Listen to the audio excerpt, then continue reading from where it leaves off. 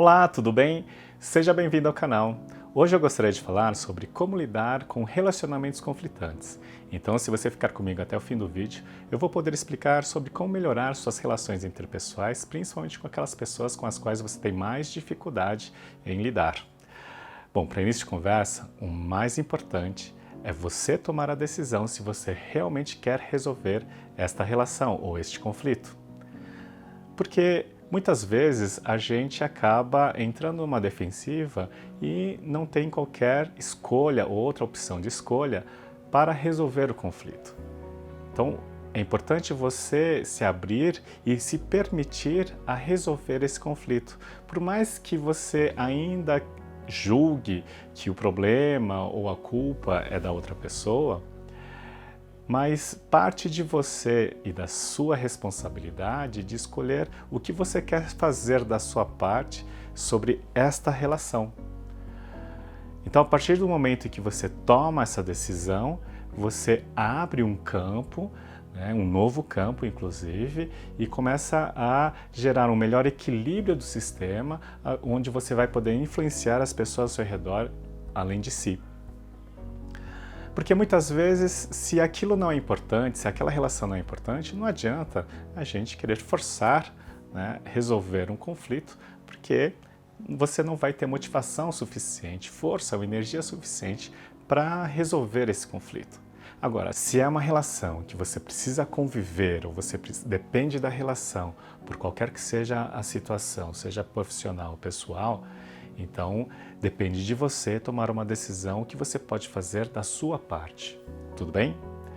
Portanto, a primeira parte ou primeira dica que eu posso dar é falar sobre mapa não é território. Então eu vou deixar aqui o card do vídeo que eu já falei sobre isso. Mapa não é território é você entender e aceitar que cada um de nós temos crenças, valores, experiências, memórias, lealdades, filtros que são exclusivamente individuais.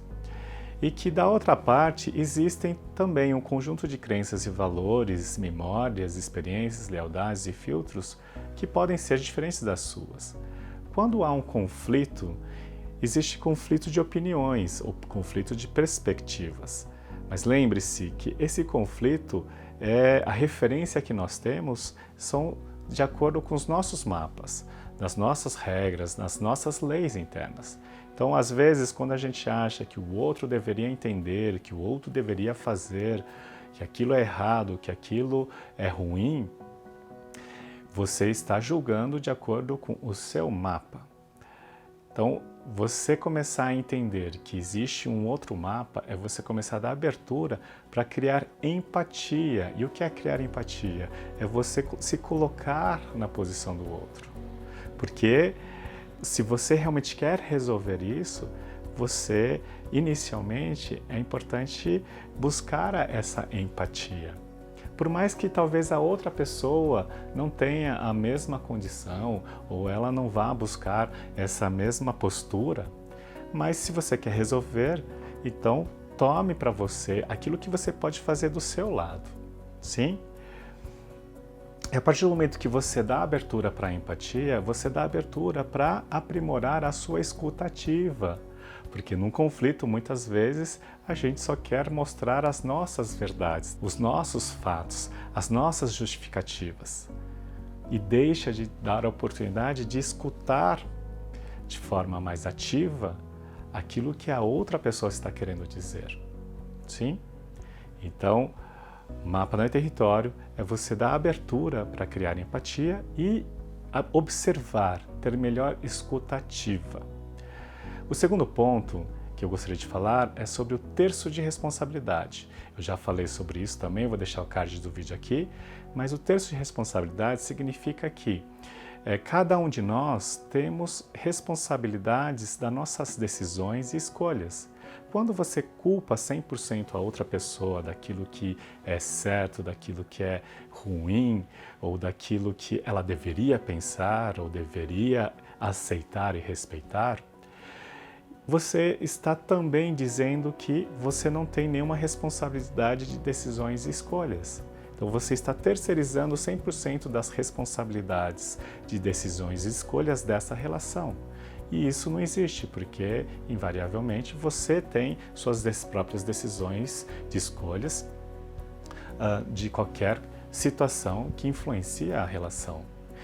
Então, é importante a gente começar também a ter controle e discernimento daquilo que nós somos responsáveis por nossa parte dessa relação. Independente, de novo, se você acredita que a pessoa está errada, ou se você acredita que a pessoa deveria fazer ou pensar de certas maneiras, mas ainda assim existe a sua parte de responsabilidade dos seus comportamentos e atitudes que vão influenciar esta relação. Então observe aquilo que você está falando, aquilo que você está agindo, as suas atitudes e comportamentos que podem influenciar esta relação. Tudo bem? Como terceira dica, lembre-se que numa relação, por exemplo, seja de um cônjuge, né? Se estão discutindo, se há um conflito, provavelmente há um conflito para um único propósito. Provavelmente a boa relação, a qualidade da relação está em conflito porque cada uma das partes pensam de maneira diferente para ter um bom relacionamento. Ou, por exemplo, se estão preocupados com a boa educação dos filhos, apesar de terem opiniões diferentes, mas o propósito é o mesmo, a boa educação dos filhos. Se, inclusive, é uma relação profissional, se as duas partes estão discutindo para um projeto ou para resolver um problema da empresa, lembre-se que as duas partes têm o mesmo propósito, só que, de alguma maneira, têm opiniões distintas de resolver esse problema. Então, a grande dificuldade ou o desafio que nós temos é que muitas vezes a gente se prende à própria identidade da outra pessoa. Não, porque a pessoa é assim, porque a pessoa é assado.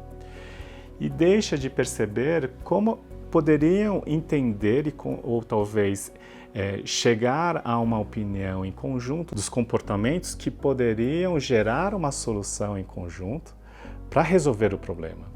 Esse é o ponto, porque às vezes a gente foca apenas nos julgamentos e esquece do propósito em comum, ok? Então, quando há um conflito, procure dissociar dessa discussão e perceba que o propósito é o mesmo, mas talvez a outra pessoa tenha uma opinião diferente de como chegar.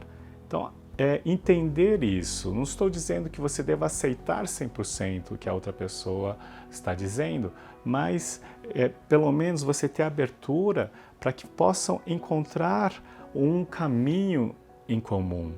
Ou talvez quando você foca na solução, você deixa de questionar certas questões que muitas vezes a gente entra em loop vicioso e é por isso que torna esse conflito maior. Tudo bem? E como dica bônus, eu poderia dizer, existe uma técnica, inclusive, da PNL que nós chamamos de mudança de posição perceptual.